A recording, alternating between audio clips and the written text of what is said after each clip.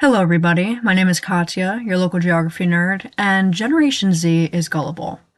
I believe that being gullible is our worst trait, and some might say that since we have so much information at our hands at all times, there's no possible way that being gullible is one of our worst traits. In fact, you would say that we're the most informed, we question everything, which in some ways might be true, but to kick off this video, I want to read to you something that I wrote in one of my classes the other day. The prompt to this writing submission that I did was, what defines your generation? What defines Gen Z, I would say, is gullibility. The idea that whenever a generation is raised in an era where technology is finally trustworthy, it is not to be questioned.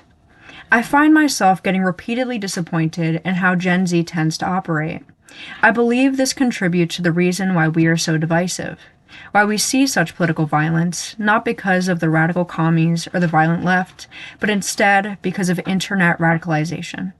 When I see certain people surrounding themselves in echo chambers, I don't waste my time to try and argue. If I hate immigrants, I will open TikTok and it will feed me content of immigrants being violent. Some may be AI generated. If I believe that the Soviet Union was not as bad as it was portrayed, I will scroll through my feed and see TikToks and Reels speaking of how some of Stalin's ideas weren't so bad. The algorithm is dangerous, and I feel that I fear it more than most. I love debate, and when I debate people of my own age, I have to meet them with humor and emotions, pathos, because no point I make, backed with statistics, will convince them. They saw someone easily debunk that. Who are they? What are their credentials? Does it even matter anymore? I found myself arguing with a group of men. They believed that the patriarchy was not real.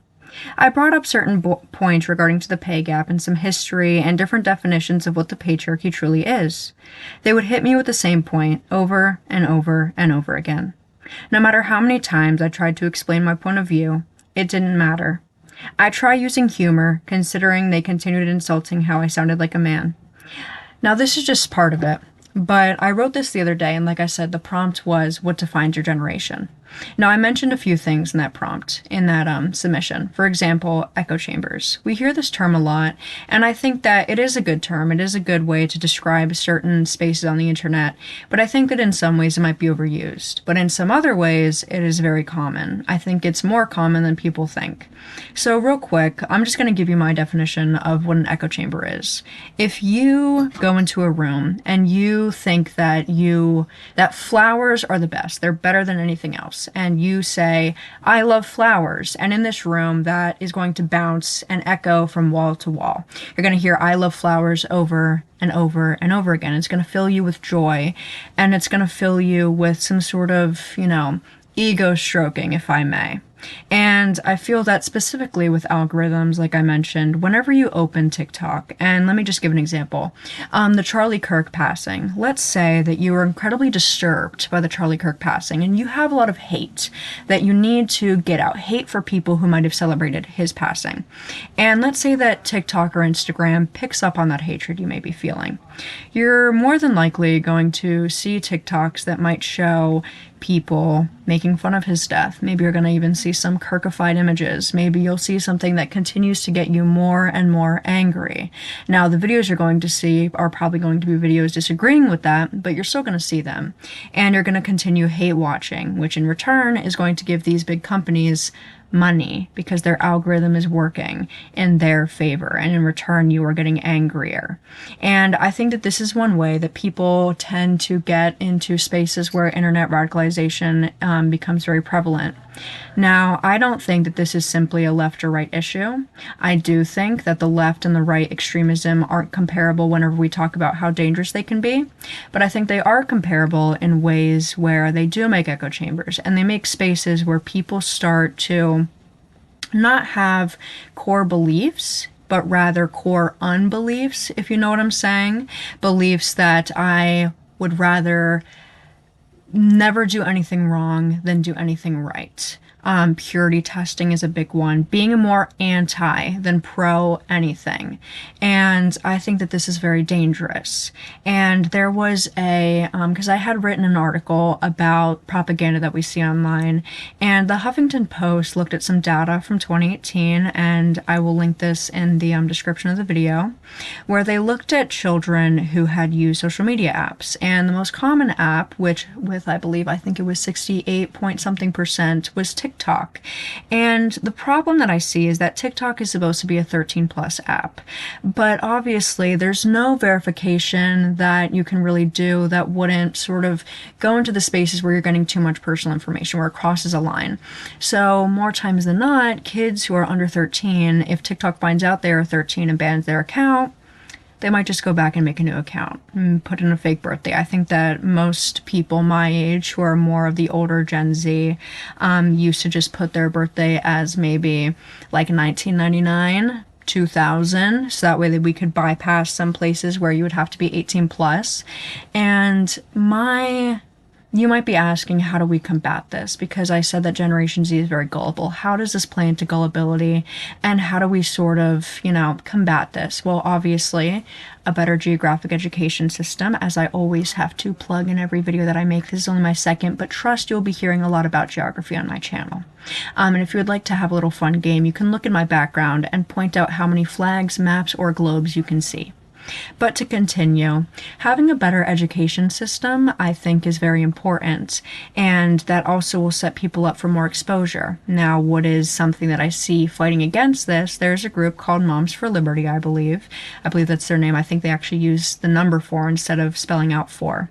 And I think that sort of is I think that's done on purpose to sort of make it like, oh, we're hip with the kids, if you know it. But anyway. So Moms for Liberty, I think, is a beautiful example of how sometimes people can be scared of certain levels of exposure. Critical race theory has been a very hot topic, as well as teaching kids about LGBTQ things in schools. And while I think you can do both of these things in an appropriate manner in the education system, I think that it doesn't really come from a place of where they're afraid of their children being quote unquote indoctrinated or brainwashed by a left-wing agenda that I don't really think fully exists in the education system. I just think that they're scared of exposure and that their kids might come out of their bubble that they've created. A lot of people might see children as clay that they want to mold instead of viewing their children as clay that the children will mold. Obviously, your environment is going to play a large factor in the way you turn out, but in some ways, you have to admit, people mold themselves. They develop their own beliefs. They might take information and interpret it differently than the person sitting next to them. And whenever I go on TikTok or Instagram or any other social media platforms, specifically with younger people, I see that, let me give an example, TikTok lives. I think debate lives on TikTok is very dangerous because it's more of a power trip. I love watching debates. I love debating, but I love debates that are more in person. One of my favorite debaters is Alex O'Connor. I am an agnostic like he is, and I think that the way that he goes with debates is very respectful, having a moderator, giving each other the chance to speak. And I think that in spaces like TikTok, where these live debates take place, you're able to mute your opponent. You're able to kick your opponent. And the space that you have created, they're going to have to see the person who disagrees with you, who disagrees with the host, is going to have to see the chat in which the majority are more than likely going to agree with the host. And it creates a very toxic environment where it's more of a power trip for the host than an actual debate where people want to take away something from the conversation. So, another point that I want to bring up is sources. Source, fact check, facts, statistics. These are terms I hear thrown around a lot, but I feel that we might be lacking in a sense where we don't check, what is this source affiliated with? Do they have a religious affiliation? Do they have a political affiliation? Are they more left or right leaning?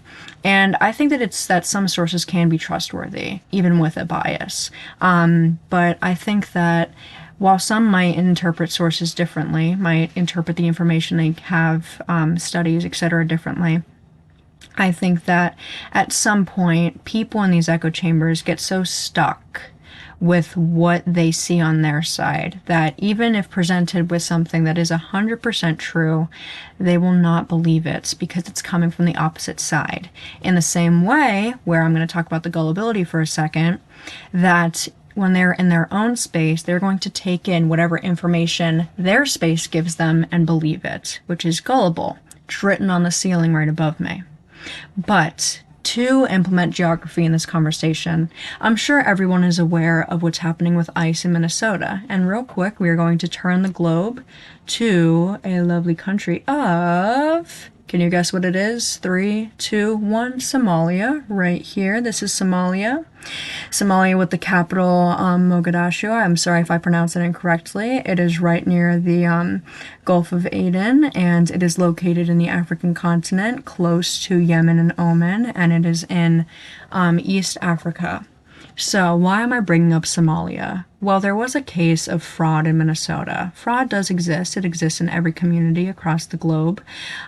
We could probably find fraud in China, maybe in Connecticut, but might I continue? A big reason why I think that this was so exacerbated, because yes, there was fraud going on, and yes, a lot of it was in the Somali communities in Minneapolis or Minnesota in general. But I think that it was exacerbated in a way where people view Somalia as somewhat of a threat. Not really the country itself, not really talking about its military or its government, but the people. And I think that's something we often forget, is that the people in Somalia, with the, for example, the child marriage thing that goes on, that had a lot of people talking about it online. They tried to ban it, and apparently, I don't know firsthand what happened with that law.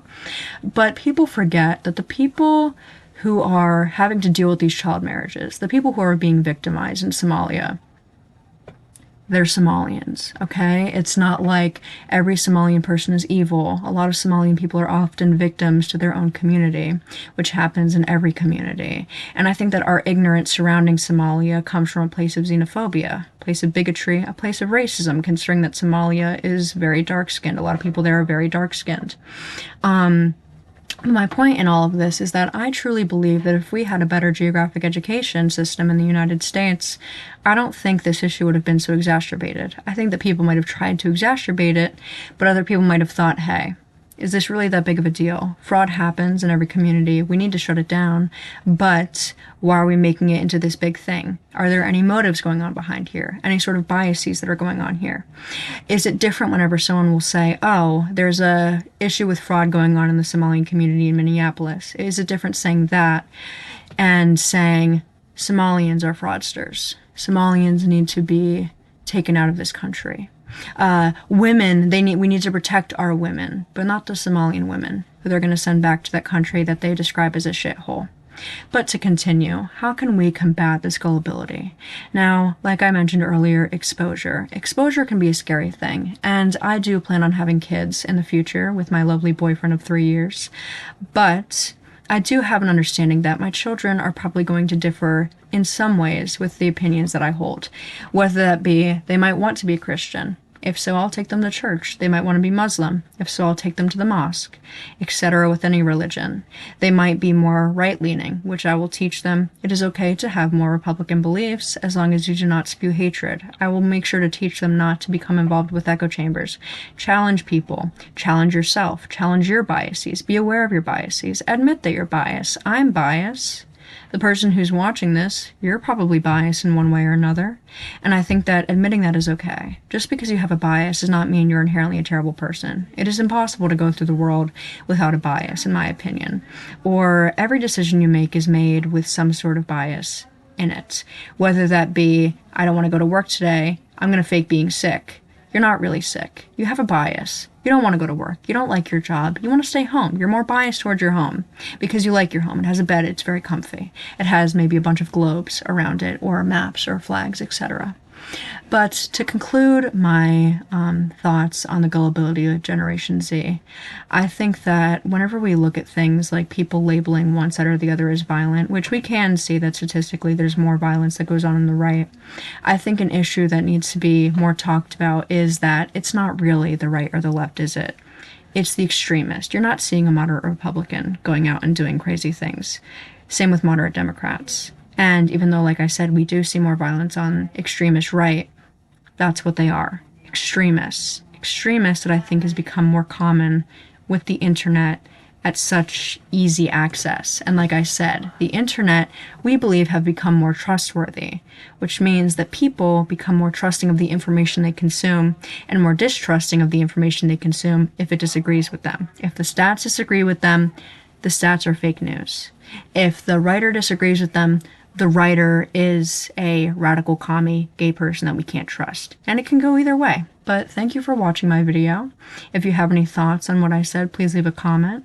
You don't have to subscribe, but if you do, I will much appreciate it. And if I said anything that was misspoken or that I might have interpreted wrong or maybe misquoted, please let me know. I'm very open to critique and I strive on making this channel as best as I can. And some little news, I'm going to be running for a local position in New Jersey, so I will keep updates on that. And have a great day, everyone. And remember, Gambia is not called Gambia, it's called the Gambia, because if it was called Gambia, it would sound too similar to Zambia. Okay, have a good one.